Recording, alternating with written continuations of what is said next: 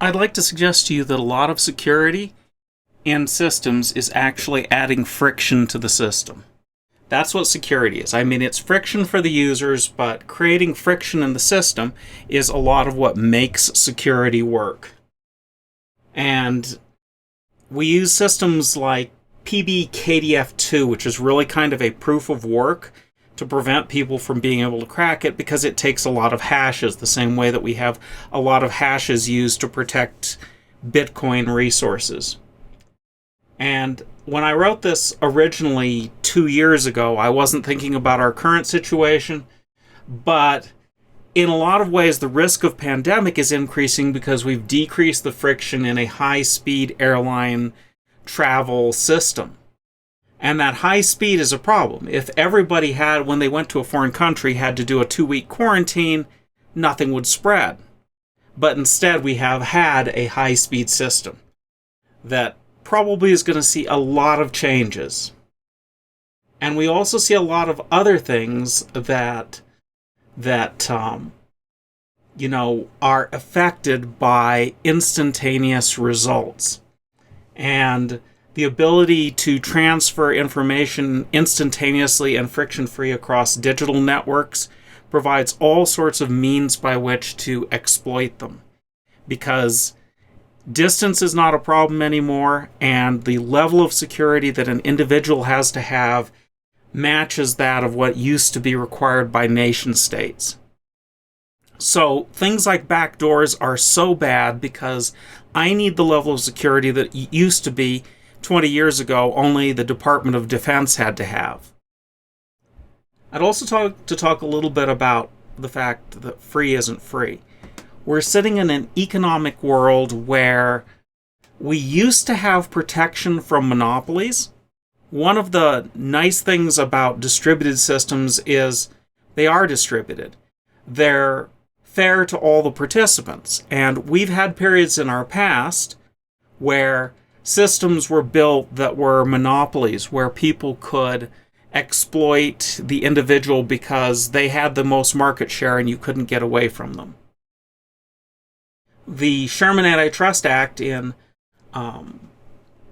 was basically set up, and the latest court decisions on it were created to say that you have a monopoly whenever you gain such market share that you can drive up the price of a product. And that's really good until you look at people like Facebook, where they give away their product for free, and then they buy somebody like Instagram, and they give away their product for free. So clearly they didn't drive up the price, so obviously it's not a monopoly, is it? Because they've found a way around the fact that price reflects monopoly. And we need to change that at the level of the court decisions to get past those kind of things.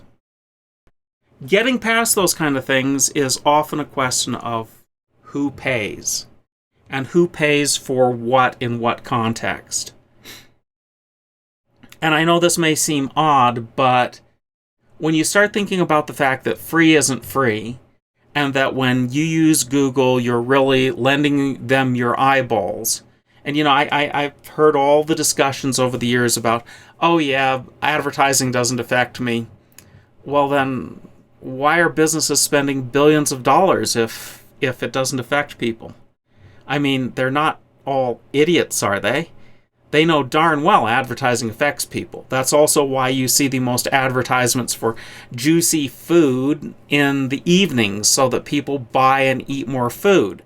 And especially for higher profit food in the evenings, where they're hungry, they see the advertisement, and they go, yeah, I'm going to go get that. I'm going to go eat that particular kind of food.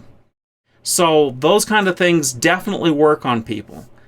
And the thing that has made Google more than anything else is the fact that suddenly advertisers can actually track which ads based on clicks work.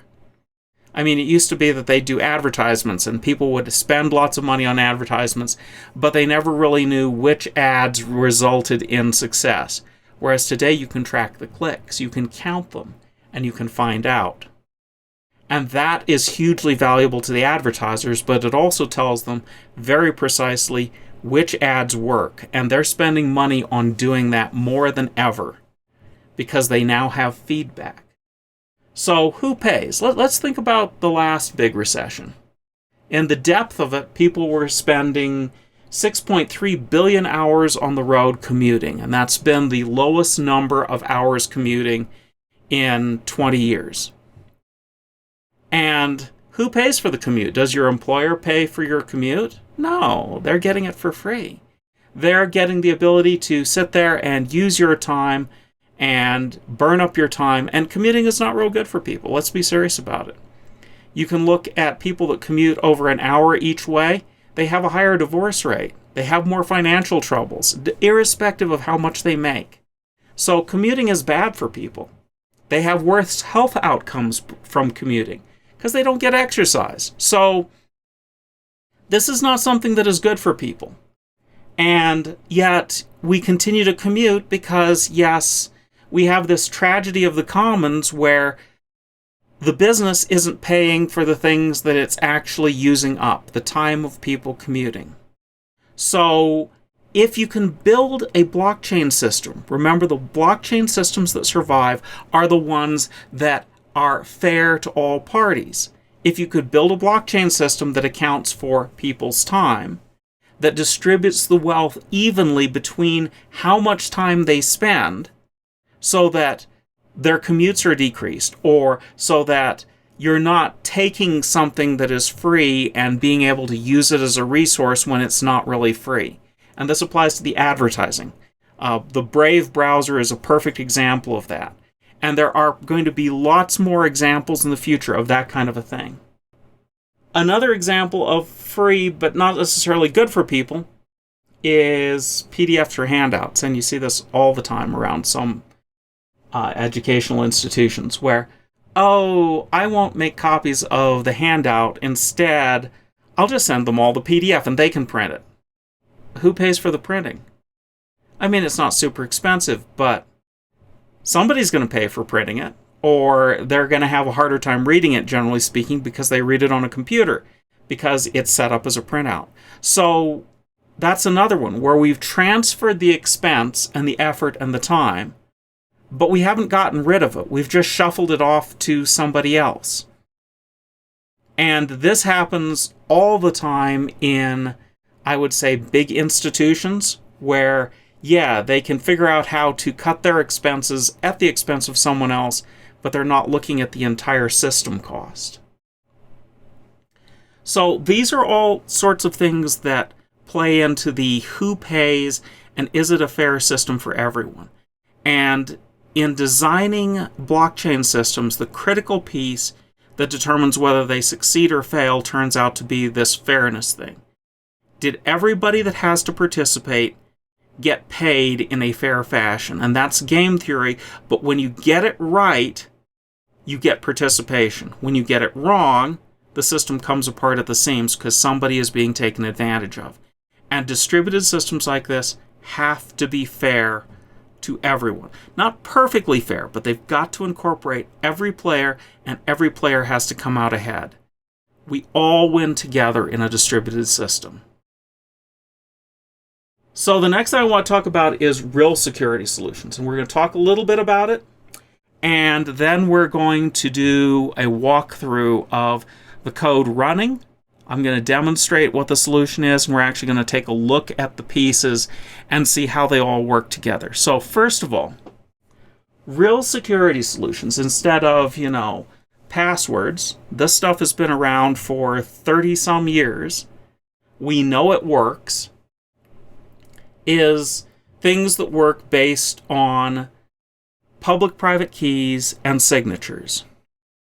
The encryption is good enough that nobody is going to break it, provided that you do the right things with your private keys. You don't lose them. If you lose your private keys, it's over. But even in that case, well-designed public-private key systems have things like key expiration, so that lost keys will self-invalidate, and they have the ability to invalidate keys. And they have lots of advantages. I mentioned this before, is login systems that don't use or don't allow the server to have the actual password, like SRP6A. where it uses basically a zero-knowledge proof from the client side to make a challenge to the server. The server sends back a random value. The client does some computation on it that proves that it is in possession of the key, but it never reveals the key. The server then basically does a proof that, yes, it is the server that matches with that client. So they've proven each themselves to each other that they are a matched pair. The password never travels over the wire. And at the same time, you end up at the end of it with a signature, an HMAC signature or a couple other schemes, where each side has a unique key that it can then use going forward for encryption. And the key was never sent over the wire. It was purely built from this proof process. That's a really good example. Do be aware that, yes, I have implemented it. There's a Python example on Wikipedia. There is one 4-line section of code in the Python example that has 5 type conversion errors that will bite you, but the code is basically right. You just have to get rid of the errors that have been left in the code. Interestingly enough, that same piece of Python code appears in the standard. So, yes, it has the correct algorithm with a less than satisfactory implementation. So your mileage may vary in terms of using their existing code, but there are lots of implementations out there these days of this. I find it interesting for a number of reasons, both because it is an example of a zero-knowledge proof, and we're going to get back to some zero-knowledge proofs, but also because these signature systems, when you use them right, are really, really strong authentication. How strong? When blockchain was first set up, the guy or group or whoever, Soshi, he left a canary in the coal mine that's worth billions of dollars, protected by a signature. And if you can crack the signature, not only can you prove that you are him, but you get the billions of dollars. And it's been out there for a decade, and nobody's cracked it. Probably someday, we'll have quantum computers, and people will be trying to crack it then. The difference is that with quantum computers, we're going to use a quantum proof algorithm that still does a signature and protects this stuff. It just isn't going to be the current way we're doing it with ECDSA or RSA keys.